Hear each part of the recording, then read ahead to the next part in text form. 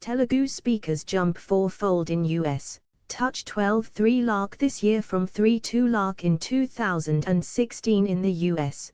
The Telugu-speaking population has surged, with students finding a sense of community in various states. Indian students from Andhra Pradesh and Telangana contribute significantly to the diverse student body, exemplified by the warm reception at Kent State University. The Telugu influence continues to strengthen, providing a familiar environment.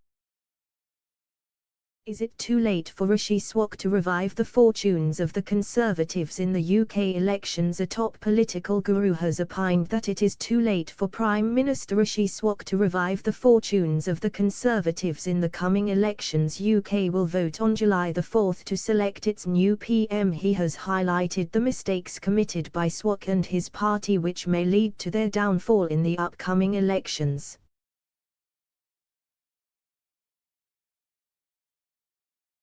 Coup attempt feared in Bolivia as troops pour into the streets. Armored vehicles rammed into the doors of Bolivia's government palace Wednesday as a top government official warned of a coup attempt, and President Luis Arce said irregular deployment of troops was taking place in the capital.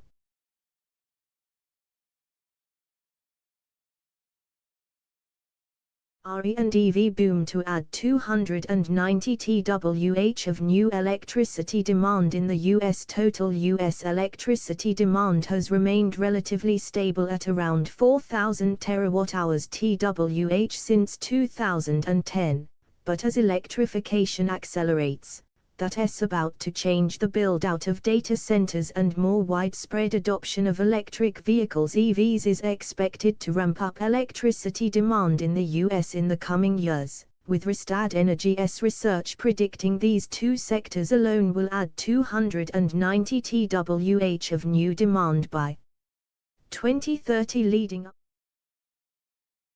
Standard Chartered's strong Q3 fundamentals for oil price rally. Standard Chartered has been plotting the path of the oil price rally in what it terms as an incorrect market reaction to the June 2 OPEC meeting, telling investors in a note on Wednesday that the rally has significantly further to run since reaching a low point after June 2. Brent crude has rallied by over $9 per barrel, and analysts at Standard Chartered now believe that with the Q3 supply deficit only partially mitigated by the start of OPEC production increases in Q4, we could be looking at a supply deficit. Bill Gates and Warren Buffett team up to transform nuclear power. Bill Gates is ready to sink billions into getting next-generation nuclear energy off the ground in the United States. The world's sixth richest man has been a staunch nuclear supporter for years now, and has already sunk over $1 billion of his own money into his innovative nuclear power startup TerraPower LLC. But according to Gates, that cool billion is just the beginning. I put in over $1 billion. And I too put in billions more, Gates was recently quoted by Bloomberg. Nuclear power has been gaining. Know all about the Telecom Act, which comes into effect on June 26. Initiated the process in July 2022 and a draft bill was put out for consultation in September that year. During the consultation process, 60 ministries, 35 associations, 89 companies including 7 telcos and internet service providers, and over 700 other entities responded. The bill was introduced in the Lok Sabha on December 18, 2023, and was passed by the lower house of Parliament on December 20.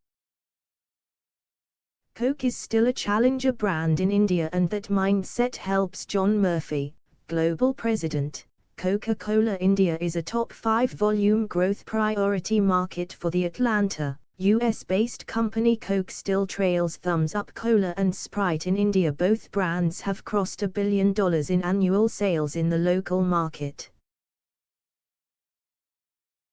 Aviation firms plan own training schools to ensure supply of talent, while Air India is starting its own pilot training school. the GMR Group that owns the country's largest airframe maintenance, repair and overhaul MRO company, GMR Aerotechnic, has invested 50 crore to start its own school for engineers to train such large numbers of engineers.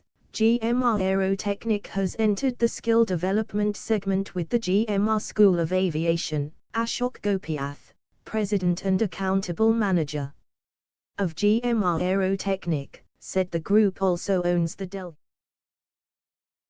Students sent Ambe threats via PVT email services. Chargesheet Police said they used Mailfis and Proton Mail, which provide secure and private email services. They have no ads, spams, trackers, solicitation or backdoor breaches, and are free of GOFT surveillance and whose servers were based abroad according to experts. Proton Mail provides a very high level of privacy. It promises more anonymity while retaining less data than Mailfis. Police found that the two had used a virtual private network, which protects users by encrypting data and masking IP addresses and makes it difficult to trace them. Trump-backed congressional candidates suffered rare losses in Tuesday's primary elections. Trump-backed candidates lost primary races in Utah, South Carolina, and Colorado. These defeats mark a rare trend of Trump endorsements failing in the 2024 election cycle. An endorsement from Donald Trump usually spells successful congressional candidates, but in this week's primary elections, some Trump picks experienced rare losses in Utah. Republican Rep. John Curtis, who has been critical of Trump, beat out Trump's chosen candidate Trent Staggs to take over Mitt Romney's open Senate seat. Staggs lost to Curtis by 20 points, according to projected race calls from the Associated Press, compiled by the New York Times. In South Carolina, a similar situation occurred. Ultra-conservative pastor Mark Burns, who Trump endorsed on Truth Social in April, lost his House runoff race to 18th Lok Sabha Om Birla 2-0, emergency attack and working with Shehzada. Will Modi Govt's approach in Parliament remain same? The 18th Lok Sabha session showcased the NDA government's strength in securing crucial victories. Despite opposition resistance, the dynamics of Modi 3.0 highlight a balance between continuity and potential policy challenges with key allies. The presence of Rahul Gandhi in parliamentary functions signifies a shift in power dynamics, emphasizing the government's reliance on strategic alliances for stability. US-India held frank talks on Delhi's defense tech ties with Russia. Says USD Secretary of State Campbell. India is a great power. There are areas of alignment, but we have different perspectives in some areas. With regard to Russia, we have disagreements which are done respectfully, Campbell pointed out. It may be pointed out here that USA has some concerns over sharing certain defense technology with India, which uses Russian defense equipment across sectors, as it fears of pilferage of US technology to Russia from the Indian soil. Om Birla elected Speaker of 18th Lok Sabha for second consecutive term via voice vote. Birla, 61, is a three-time MP from Kota and has served in the Rajasthan Legislative Assembly thrice. This marks the fifth instance of a speaker being elected for a second consecutive term. Balram Jakhar remains the only presiding officer to have served two complete terms during the 7th and 8th Lok Sabha. The return of Sam Pitroda. A relook at his controversial remarks from inheritance tax to Hua Tahua from his US has inheritance tax remark to his comments on the skin color and physical appearance of Indians from different parts of the country. Sam Pitroda's comments have repeatedly landed the Congress in a soup.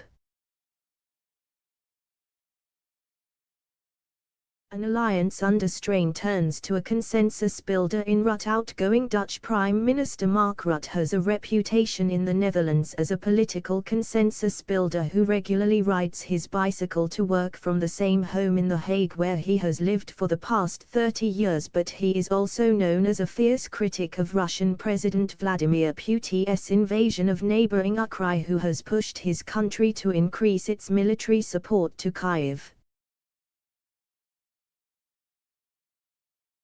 Thanks for watching. Please like and subscribe. Don't forget to click on notification bell.